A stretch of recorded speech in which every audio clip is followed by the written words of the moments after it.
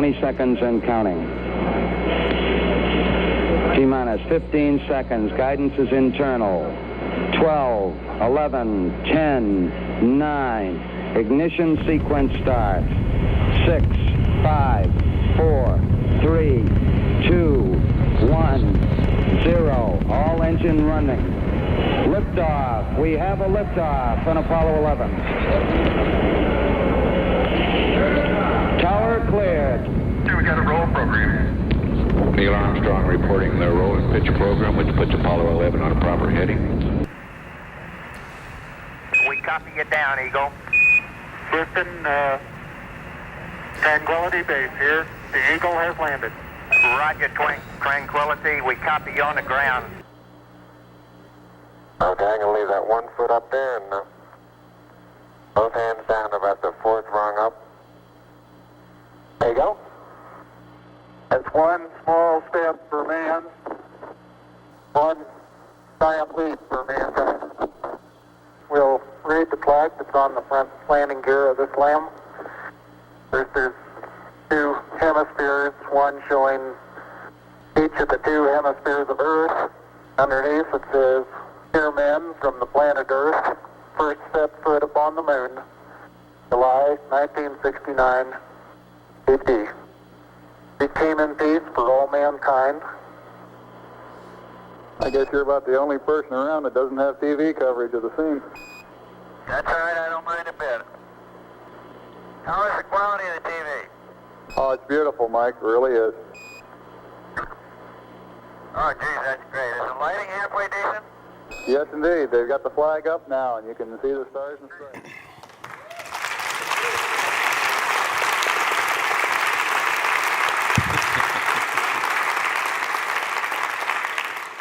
Wow. If that does not inspire you, you are at the wrong event. You don't choose your passions. Your passions choose you. When I was 5 years old, I watched what you just rewatched, and it had a huge impact on me. And it hasn't changed. None of that passion has gone away. This is me in high school, and I want to highlight this quote: "The Earth is finite, and if the world economy and population is to keep expanding, space is the only way to go." I still believe that. By the way, this is also my version of a misspent youth. Guess what the best planet is in this solar system? It's easy to know the answer to that question. We've sent robotic probes like this one to all the planets in our solar system now. Some of them have been flybys, but we've examined them all. Earth is the best planet. It is not close. This one is really good. Don't even get me started on Venus. Look at Earth. Earth is incredible. Jim Lovell, one of my real heroes, on Apollo 8, while he was circling around the moon, he did something amazing. He put his thumb out, and he realized with his thumb at arm's length, he could cover the whole Earth. Everything he'd ever known, he could cover with his thumb. And he said something amazing. The old saying, "I hope I go to heaven when I die." He said, "I realized at that moment, you go to heaven when you're born. Earth is heaven." Carl Sagan, so poetic, on that blue dot, that's where everyone you know and everyone you ever heard of, and every human being who ever lived out their lives. A very small stage in a great cosmic arena. For all of human history, the Earth has felt big to us.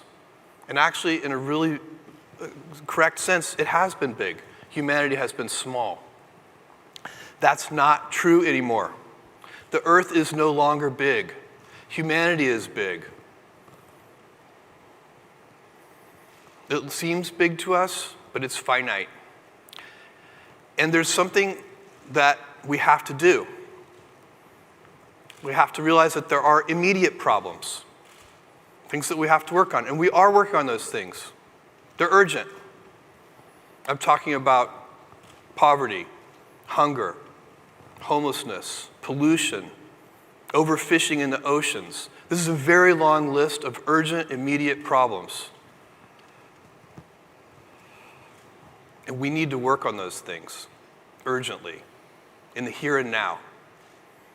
But there are also long-range problems. And we need to work on those too. And they take a long time to solve. You can't wait until the long-range problems are urgent to work on them. We can do both. We can work on the here and now, and we can get started on the long-range problems. A very fundamental long-range problem is that we will run out of energy on Earth. This is just arithmetic. It's going to happen.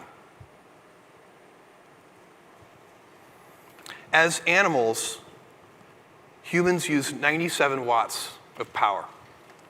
That's our metabolic rate as animals. But as members of the developed world, we use 10,000 watts of power.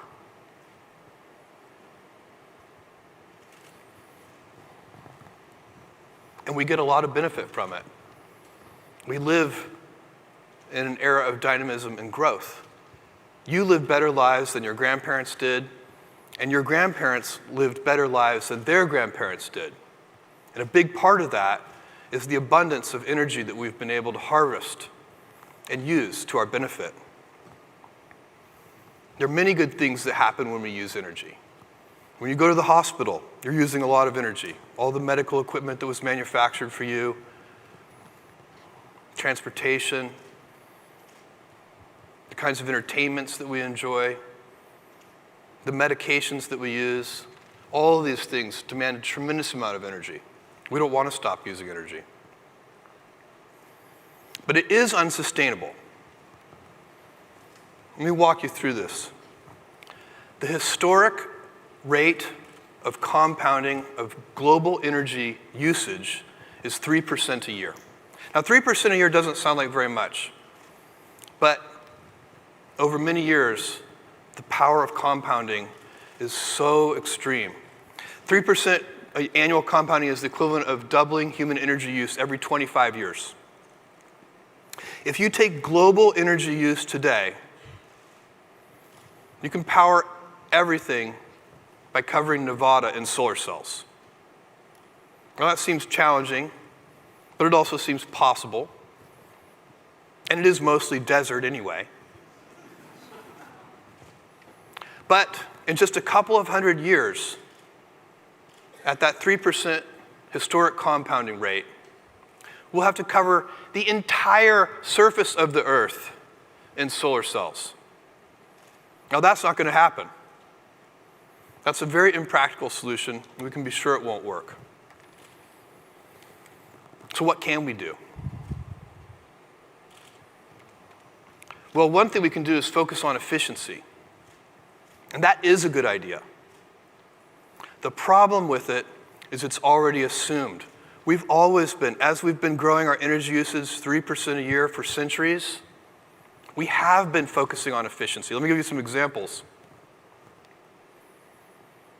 200 years ago, you had to work 84 hours to afford 1 hour of artificial light. Today, you have to work 1.5 seconds to afford an hour of artificial light.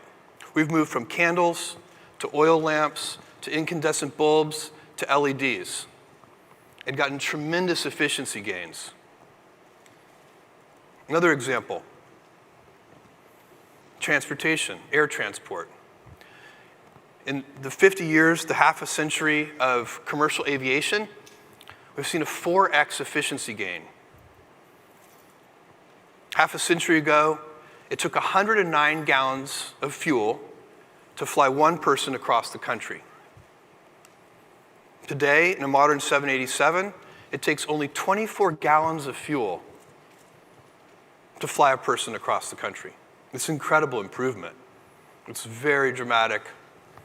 How about computation? We've seen a 1 trillion times increase in the efficiency of computation. The UNIVAC could do 15 calculations with 1 kilowatt second of energy. A modern processor can do 17 trillion calculations with 1 kilowatt second of energy. Now, what happens when we get very efficient? We use more of these things. Artificial light has gotten very inexpensive, so we use a lot of it. Air transport has gotten very inexpensive, so we use a lot of it. Computation has gotten very inexpensive, so we even have Snapchat.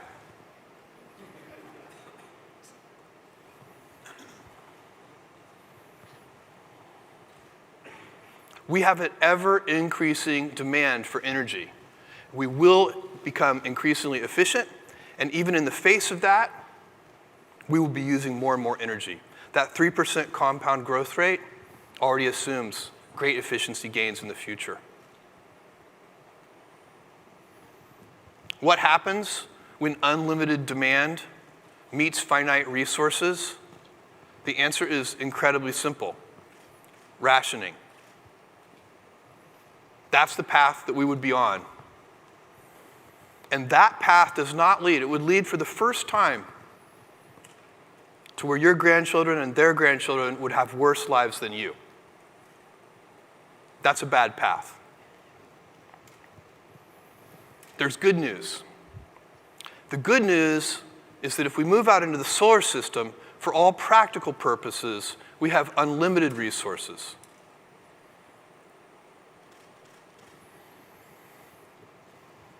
So, we get to choose.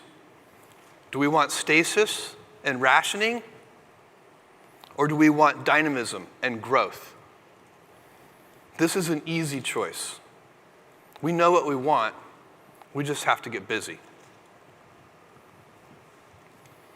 If we're out in the solar system, we can have 1 trillion humans in the solar system, which means we'd have 1,000 Mozarts and 1,000 Einsteins. This would be an incredible civilization.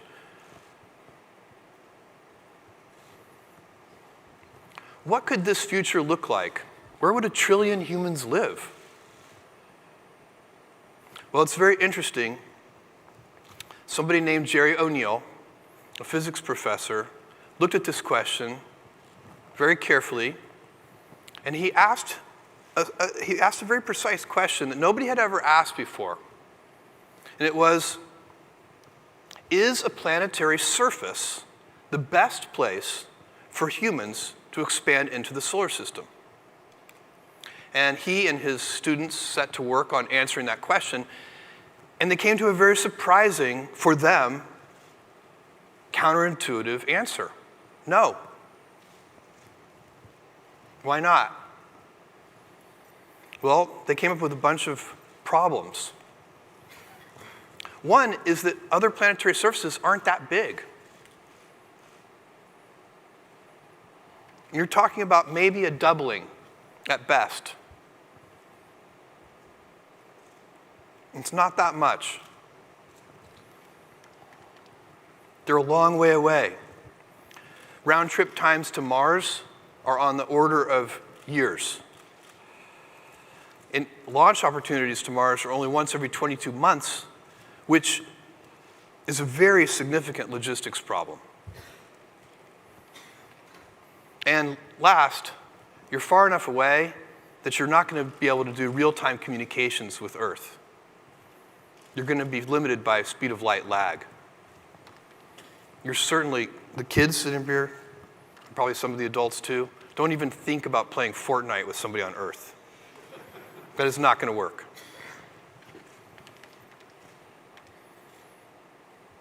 Most fundamentally, these other planetary surfaces do not have and cannot have Earth normal gravity.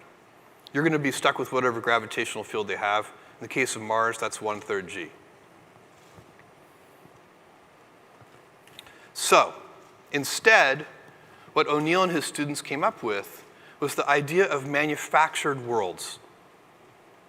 rotated to create artificial gravity with centrifugal force. These are very large structures, miles on end, and they hold 1 million people or more each. Here's the International Space Station for scale. This is a very different kind of space colony. Let's take a look at what they might look like inside. High-speed transport, agricultural areas. We added a little drone there. Cities in the background. Some of them would be more recreational. They don't have to have the same gravity. You could have a recreational one that keeps 0 G so that you can go flying with your own wings. Some would be national parks. These are really pleasant places to live. Some of these O'Neill colonies might choose to replicate Earth cities. They might pick historical cities and mimic them in some way. There'd be whole new kinds of architecture. These are ideal climates. These are shirt sleeve environments. This is Maui on its best day all year long. No rain, no storms, no earthquakes. What does the architecture even look like when it no longer has its primary purpose of shelter? We'll find out. But these are beautiful. People are going to want to live here. And they can be close to Earth so that you can return, which is important because people are going to want to return to Earth. They're not going to want to leave Earth forever. They'll also be really easy to go between. The amount of energy required to go between these O'Neill colonies from one to another, to visit friends, to visit family, to visit one that's a recreational area, very, very low energy needs to transport, and quickly. It's a day trip. This is a very interesting video clip I'm going to show you. This is Professor O'Neill, the guy who, with his students, came up with the idea of what's now called O'Neill colonies, and the famous science fiction author Isaac Asimov being interviewed about these colonies. And Asimov gets asked a very good question, which is, did anybody in science fiction ever predict this?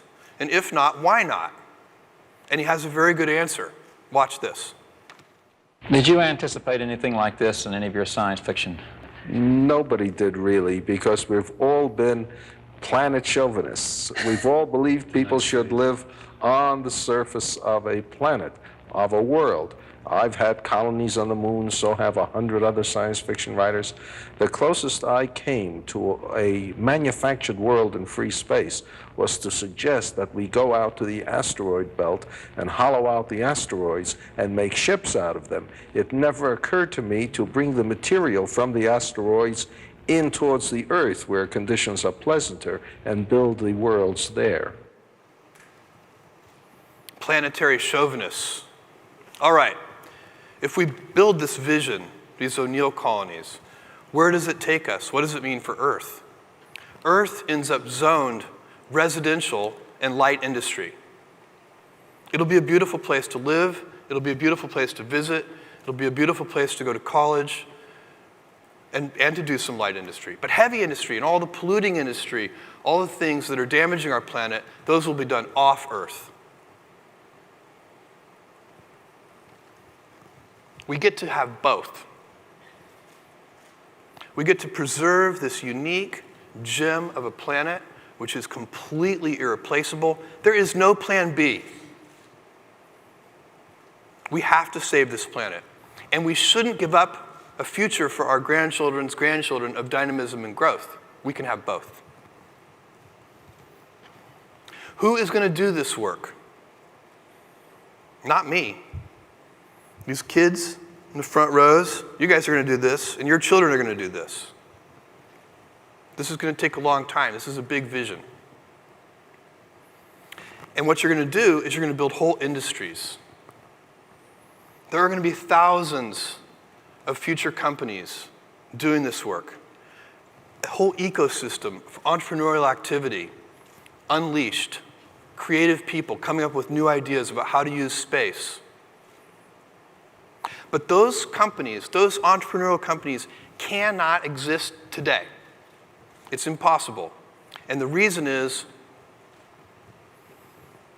the price of admission to do interesting things in space right now is just too high.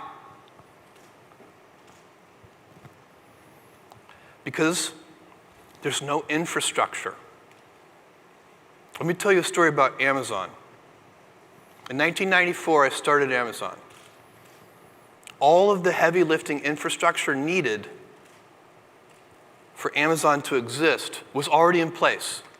We did not have to build a transportation system to deliver packages. It existed already. If we had had to build that, it would have been billions of dollars in capital. But it was there. It was called the US Postal Service, and Deutsche Post, and Royal Mail, and UPS, and FedEx. We got to stand on top of that infrastructure. The same thing with payment system. Did we have to invent a payment system and roll that out? That would have been billions of dollars and many decades. But no, it already existed. It was called the credit card. Did we have to deploy computers? No, they were already in most homes. Mostly to play games, but they were there. That infrastructure already existed. Did we have to build a telecom network? That would have been billions of dollars. But we didn't. It was in place mostly to make long-distance phone calls and built by global telecom carriers like AT&T and their equivalents around the world. Infrastructure lets entrepreneurs do amazing things.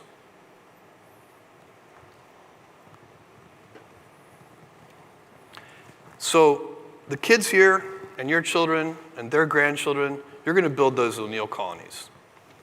This generation's job, my generation's job, is to build the infrastructure so that you'll be able to. We're going to build a road to space. And then amazing things will happen. Then you'll see entrepreneurial creativity. Then you'll have space entrepreneurs start a company in their dorm room. That can't happen today. So how really are we going to build O'Neill colonies? Nobody knows. I don't know. Nobody in this audience knows. That's for future generations to figure out the details. But what we can know is that there are certain gates we have to go through, certain precursors, certain prerequisites. If we don't do these, we will never get there. And it's really nice to know what those things are because you can work on them with great confidence that they're going to be useful. However the details of that future vision evolve, these things are going to be essential. What are the two gates? First, we must have a radical reduction in launch cost. Launches are just simply too expensive today. And second, we have to use in-space resources. Earth has a very powerful gravitational field. And lifting all of our resources off of Earth just isn't going to work. We need to be able to use the resources that are already in space. Okay. Here's New Shepard. The Blue Origin team has already made amazing progress on reusable launch vehicles. I'm incredibly proud of the work that this team has done. We now have 10 consecutive landings. We've used 2 boosters. Both have flown 5 times. Almost no refurbishment between flights. That's how you reduce launch cost. You have to have reusable vehicles. Today, what we do is we use launch vehicles one time and throw them away. You also can't have, kind of fake reusability where you bring the vehicle back, but then do a lot of refurbishment. That also turns out to be very expensive. We're going to be flying humans here in New Shepard this year. That's incredibly exciting. I want to talk to you about some of the architectural decisions that we made when we built New Shepard. New Shepard is a suborbital vehicle designed for space tourism. And we made, for that mission, some very curious technology decisions. First of all, New Shepard is powered by liquid hydrogen. It is the highest performing rocket fuel, but it's also the most difficult to work with. and it's not needed for a suborbital mission. So why did we choose it? Because we knew we were going to need it for the next stage, and we wanted to get practice with that hardest to use but highest performing propellant. Same thing with vertical landing.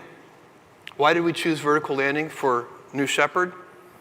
It's very counterintuitive, actually. There are other landing mechanisms that would have worked at this scale. In fact, vertical landing gets easier the bigger the vehicle. Vertical landing is like balancing a broom on your fingertip. You can balance a broom, but try balancing a pencil. It's very challenging. The moment of inertia of the pencil is too small. So the great thing about vertical landing is it scales up really well. The bigger the vehicle, the easier it is.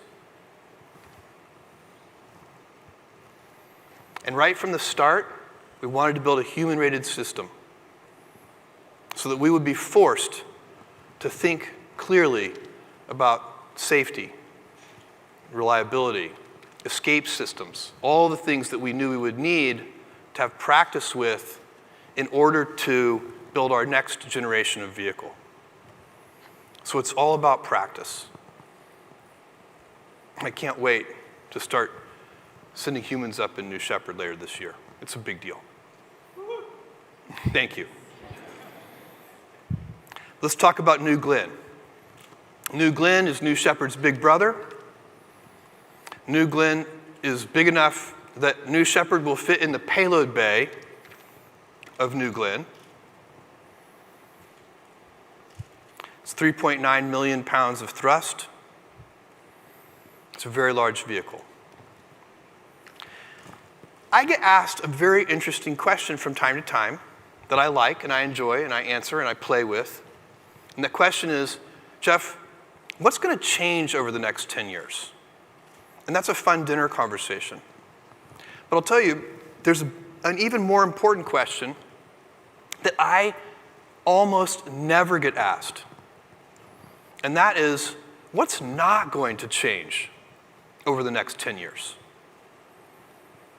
And the reason that question is so important is you can build your plans around those things. So at Amazon, I know for a fact customers are going to want low prices 10 years from now. That's not going to change. Customers are going to want fast delivery. They're going to want big selection. So all the energy we put into those things will continue to pay dividends. It is impossible to imagine a customer coming to me 10 years from now and saying, Jeff, I love Amazon. I just wish you delivered a little more slowly. Or I love Amazon. I just wish the prices were a little higher. It's not going to happen. And so when you can figure out the things that are going to remain true under almost all circumstances, then you can put energy into them. We know what those things are for New Glenn. It's cost, reliability, and on-time launches. Right now, each one of those things needs improvement before we can go to this next phase of really going out into the solar system. And I know these things are stable in time. We are not going to have a New Glenn customer 10 years come to us and say, Jeff, I wish the rocket were just, failed a little more often. Jeff, I wish that it was more expensive, or that you were late on my launch dates. By the way, the availability and launching on time is really a big problem in the industry, underappreciated by most people who aren't directly in the industry. It really snarls things up and costs the payload customers a lot of money, all the delays. So these things won't change. We're going to put energy into them. The whole vehicle is designed around those three things. Here's a video to show you a little bit of what New Glenn will look like. You can see the plume is a little bluish because of it's powered by liquefied natural gas as the fuel, very inexpensive. 3.9 million pounds of liftoff thrust. You can see big strakes on the end. That's to help the booster fly back to the landing ship. You're going to see separation. That's the second stage. It's powered by 2 of our BE-3U engines. It's the same engine that's in New Shepard, the same liquid hydrogen engine in New Shepard, but an upper stage variant of it. and we'll deploy the payload. The first stage is designed to be reused 25 times. It has a 7-meter fairing, which is very large. And that's important because a lot of payloads end up being volume constrained rather than mass constrained. It's a big vehicle. It'll lift 45 metric tons to LEO and 13 metric tons to GTO, to geosynchronous transfer orbit. Here it is landing on the ship. The ship is underway when the vehicle lands. Why is the ship underway? Because we want really good weather availability. We're designing the system to be able to fly and launch payloads if the Orlando airport is open. And we can't tell the customer, it looks good here, it's a nice day here at Cape Canaveral, but where we need to land our booster, we have heavy sea states. So with the ship that's underway, we can use fin stabilizers, stabilize that platform, and operate this vehicle even in very heavy sea states. And it's designed for human rating right from the very beginning. We'll fly it in 2021 for the first time. So reusability is absolutely the key to radically reducing launch costs. People sometimes wonder how expensive is the fuel? Is the fuel a problem? Liquefied natural gas is very inexpensive. That's even though there's millions of pounds of propellant on New Glenn, the cost to fuel New Glenn with fuel and oxidizer is less than $1 million. That is not a significant cost in the scheme of things. The reason that launching things into orbit is so expensive today is because you throw the hardware away. It's like driving your car to the mall and then throwing it away after one trip. It's going to make trips to the mall very expensive. The second gate that I know we must go through, I'm sure of it, in-space resources. We have to use them. And we have a gift. We were given a gift, this nearby body called the moon. We know a lot now about the moon that we didn't know back in the Apollo days, or even really just 20 years ago. One of the most important things we know about the moon today is that there's water there. It's in the form of ice. It's in the permanently shadowed craters on the poles of the moon. And water is an incredibly valuable resource. You can use electrolysis to break down water into hydrogen and oxygen, and you have propellants.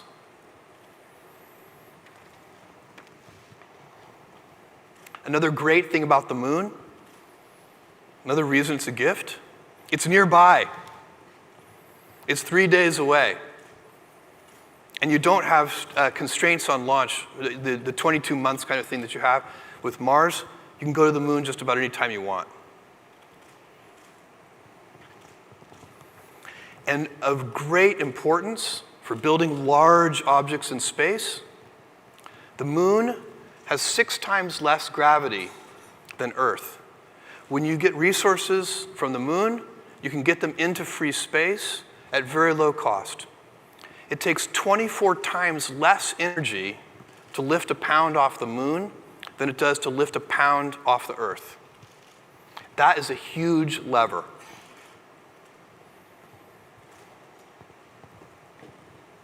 But guess what?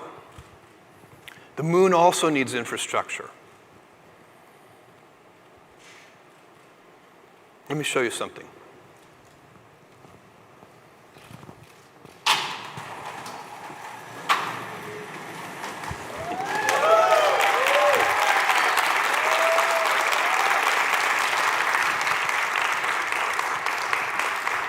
This is Blue Moon.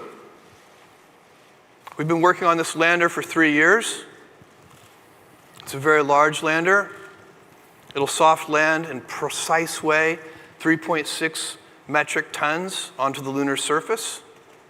The stretch tank variant of it will soft land 6.5 metric tons onto the lunar surface. Let me give you a little tour. The deck is designed to be a very simple interface so that a great variety of payloads can be placed onto the top deck and secured. And the Davit system, which is inspired by naval systems, you can see it over here, is what's used to lower things off of the deck onto the surface of the moon. And the davits can be customized for the particular payloads. We have here as an example a very large rover. And by the way, even though that's a large rover, this vehicle can land 4 of them simultaneously on the surface of the moon. And if you go ahead and go back up on the deck again, let me show you a couple more things up there, some features. On the left-hand side, you can see our star tracker, so that this vehicle can autonomously navigate in space. There it is. On the right-hand side, you'll see an optical communication system that gives us gigabit bandwidth back to Earth. It's a laser that transmits data back to Earth. We also have X-band for 10 megabit radio. Let's keep going with the tour. Liquid hydrogen. Why are we using liquid hydrogen? This is not how Apollo did it. Why are we using liquid hydrogen as our fuel? A couple of reasons. One, it's very high performance, and so that helps a lot when you're landing on the moon. That's that after you've got to carry all of your propellant to the moon. Second reason we're using liquid hydrogen is because ultimately we're going to be able to get hydrogen from that water on the moon and be able to refuel these vehicles on the surface of the moon and use them. So liquid hydrogen is an excellent choice for fuel for the moon. And we use it 3 ways on this vehicle. It's very interesting. The liquid hydrogen, of course, is the fuel for the descent engine, so it powers the descent. But we also use the boil-off, so when liquid hydrogen, when heat seeps in through the tank walls, and liquid hydrogen gasifies a little bit, it boils. And that very cold gas is passed around the liquid oxygen tanks to prevent the liquid oxygen from boiling off. So that's the second use of the liquid hydrogen. And then after it has cooled the liquid oxygen tanks, it is pushed into an accumulator where it then powers hydrogen fuel cells.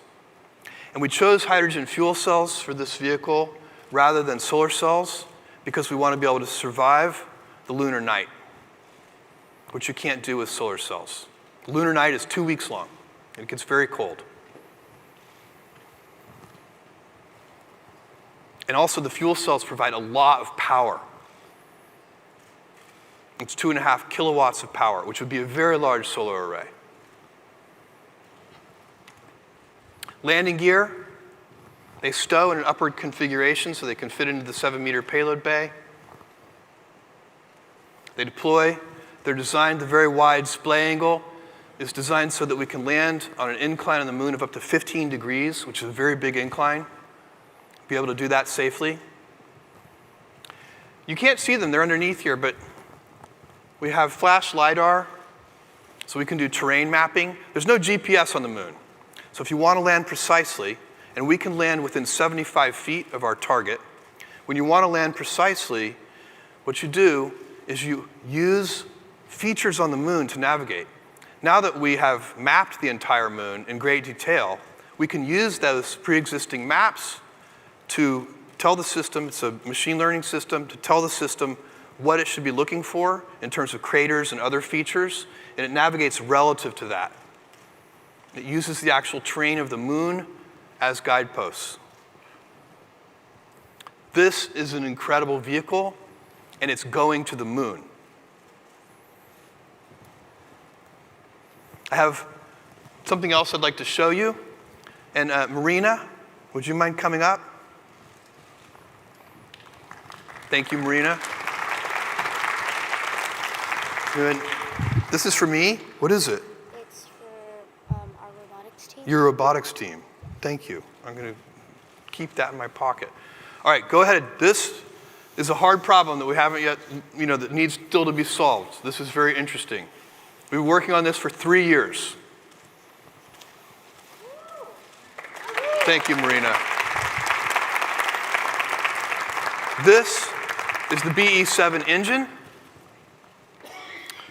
It's liquid hydrogen, liquid oxygen. We're going to hot fire it for the first time this summer, which is the only reason we can do that is because we've been working on it for 3 years. Most of it is printed. It has 10,000 pounds of thrust, and it has very deep throttling capability. That's critical for a lunar descent engine, because this lander, when it's fully loaded with fuel, weighs 33,000 pounds. When it's done its descent burn, and it's just about to land, and the fuel is almost gone, it weighs less than 7,000 pounds.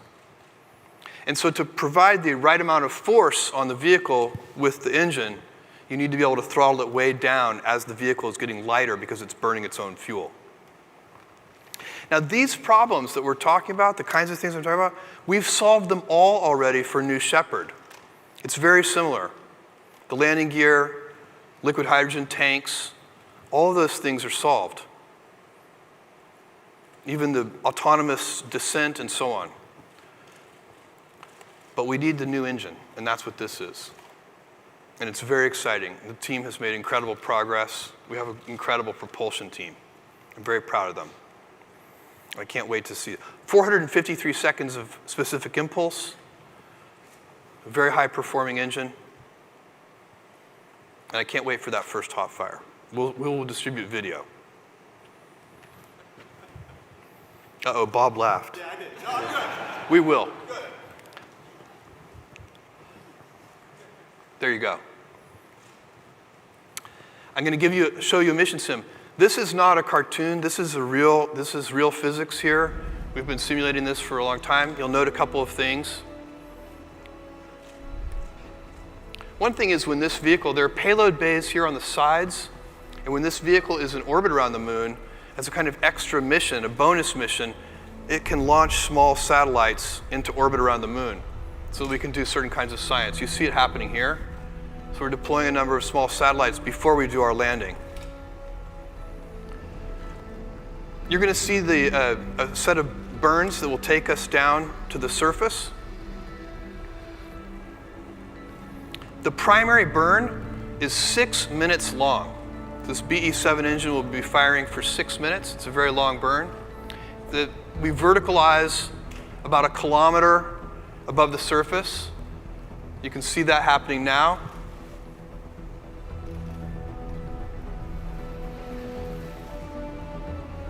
A very precise landing, again, using those flash lidars to detect surface features and using those for navigation. Now we're going to watch as the Davit system, which is inspired by a naval system, deploys a rover.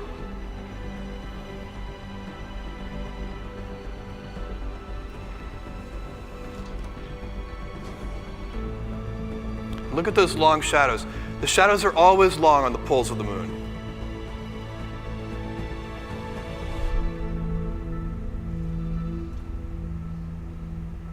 Wow.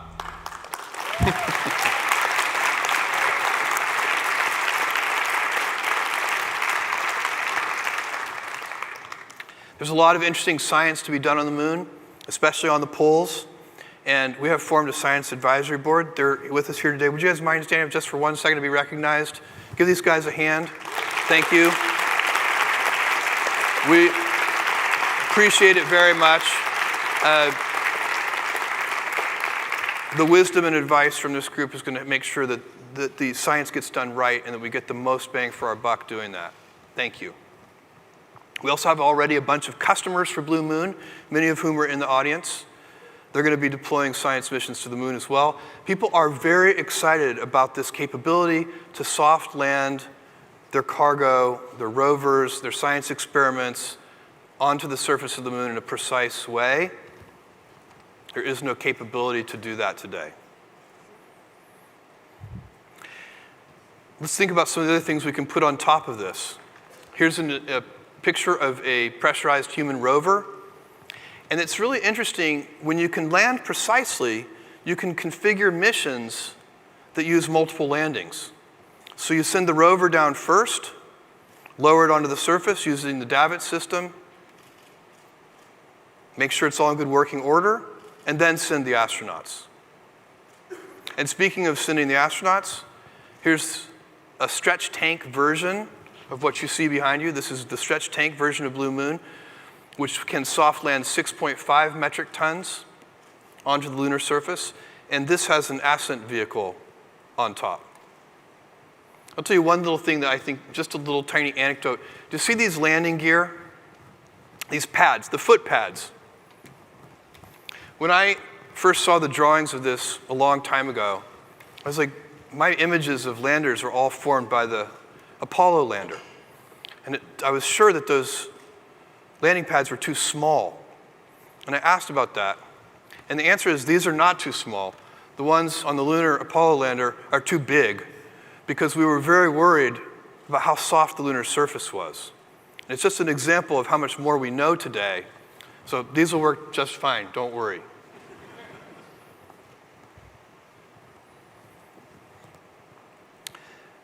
Vice President Pence just recently said it's the stated policy of this administration and the United States of America to return American astronauts to the moon within the next 5 years. I love this. It's the right thing to do. And for those of you doing the arithmetic at home, that's 2024. And we can help meet that timeline, but only because we started 3 years ago. It's time to go back to the moon, this time to stay.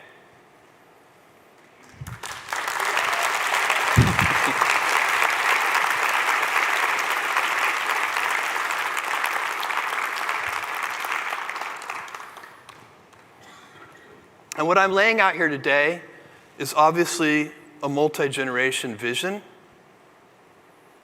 This is not going to get done by any one generation. And one of the things that we have to do is inspire those future generations. And so today, I'm announcing that Blue Origin is founding the Club for the Future, whose mission is to inspire young people to build the future of life in space. You see seated in front of you the inaugural founding members of the Club for the Future. Thank you, guys.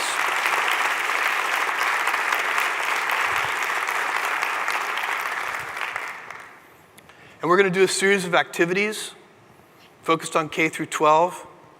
And the first one I love, which is we're going to ask K through 12 students to send us postcards with their dreams of the future. And then we're going to send them to space in New Shepard, and bring them back and mail them back to you. And today I had the opportunity to meet with this group of kids just ahead of this presentation.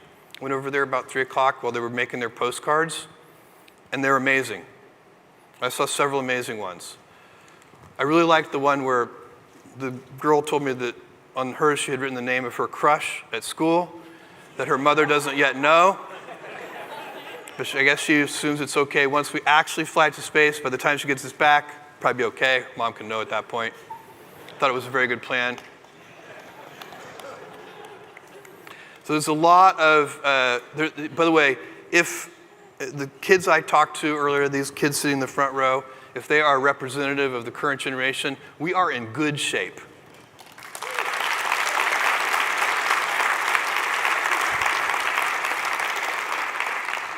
Teachers who want to participate in this with their kids, just come to the earlclubforfuture.org, and it has all the instructions that you need.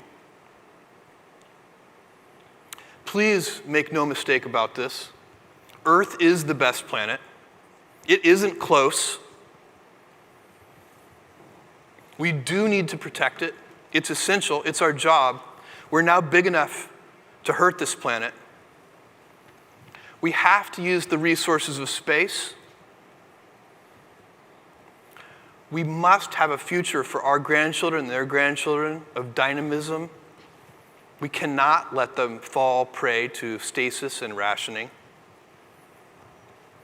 And it's this generation's job to build that road to space so that the future generations can unleash their creativity.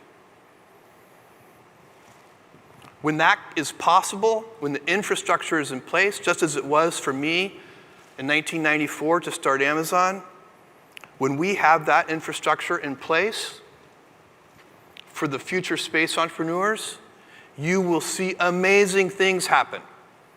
And it will happen fast. I guarantee it. People are so creative once they're unleashed. And if this generation builds the road to space, builds that infrastructure, we will get to see thousands of future entrepreneurs building a real space industry.